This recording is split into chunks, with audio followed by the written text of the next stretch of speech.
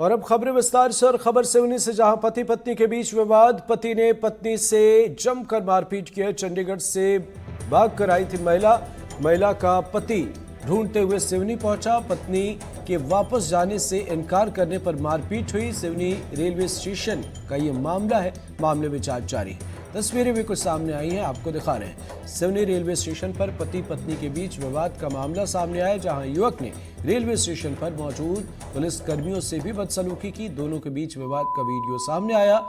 सुखजिंदर की पत्नी चंडीगढ़ से भागकर सिवनी पहुंची थी और उसे ढूंढते हुए सुखजिंदर भी सिवनी पहुंच गया। अपनी पत्नी को वापस चलने के लिए कहा, लेकिन पत्नी नेहा ने वापस जाने से इनकार कर दिया, जिसके बाद सुखजिंदर ने पत्नी से मारपीट की।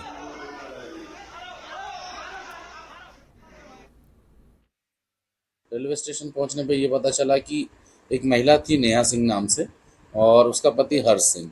नेहा, ये दोनों रहने वाले चंडीगढ़ के हैं। तो नेहा जो है वो चंडीगढ़ से मिसिंग थी और हर्ष उसको ढूंढ रहा था। तो उसे कहीं से जानकारी मिली कि सिवनी रेलवे स्टेशन पर है। तो हर्ष ने उसको अपने साथ जाने के लिए बोला, तो नेहा सिंह नहीं जाना चाह रही थी उसके साथ, और हर्ष ने उससे विवाद करना स्टार्ट कर दिया।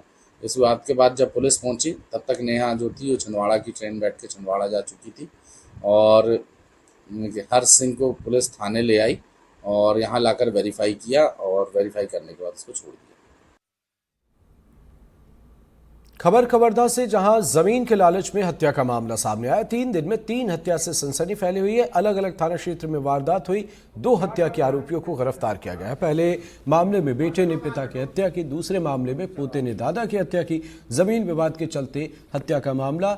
तीसरे हत्या की जांच में पुलिस की टीम जुटी हुई है। कवर्धा में जमीन के लालच में 3 दिन में 3 हत्या से हड़कंप मचा हुआ है। 3 अलग अलग इलाकों में 3 हत्याएं हुई हैं, जिनमें 2 लोगों ने हत्या के मामले में 2 लोगों को पुलिस ने आइडेंटिफाई किया है। पिता और बेटे को गिरफ्तार किया गया है, जबकि तीसरी हत्या के मामले में अभी तक पुलिस के हाथ खाली हैं। पुलिस का दावा है कि जल्द ही हत्यारे पुलिस की गिरफ्त में होंगे।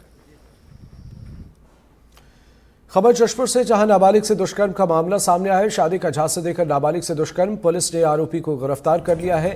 तुमला पुलिस ने यह कार्रवाई की है। हम खबर आपको बता रहे हैं जशपुर से, जहां नाबालिग से दुष्कर्म किया गया। शादी का झांसा देकर दुष्कर्म का आरोप है। बहरहाल इस मामले में पुलिस ने आरोपी को गिरफ्तार कर लिया है। पुलिस मामले की जांच कर रही है। मामला जशपुर के तुमला थाने का है, जहां पर नाबालिग से दुष्कर्म मामले में आरोपी की गिरफ्तारी हुई है। मामले की जांच जारी।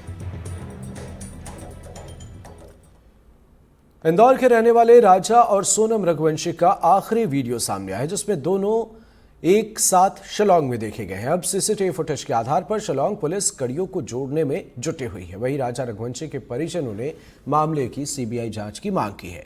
20 मई को राजा और सोनम रघुवंशी शिलांग घूमने गए थे, जिसके बाद दोनों लापता हो गए। काफी तलाश के बाद राजा रघुवंशी का शव बरामद हुआ, जबकि सोनम रघुवंशी का अब तक कोई सुराग नहीं लगा है।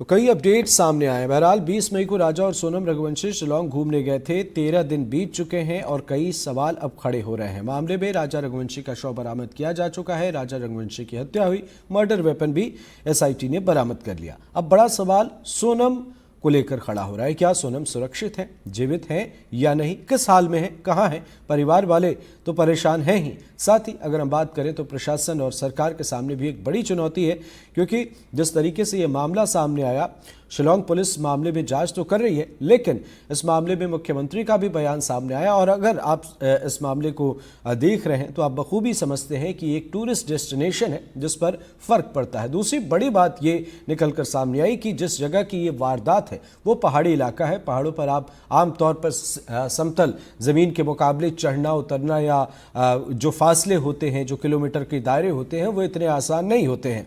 बहरहाल राजा रघुवंशी का शव 25 किलोमीटर दूर वो बरामद किया गया उनकी स्कूटी से। तो आप अंदाजा लगाएं कि यहां पर कितनी बड़ी चुनौती। हालांकि लगातार इस मामले में जांच जारी है। अब आपको सुनाते हैं इस मामले में मेघालय के सीएम कॉनराड संगमा का क्या कुछ कहना है, सुनिए।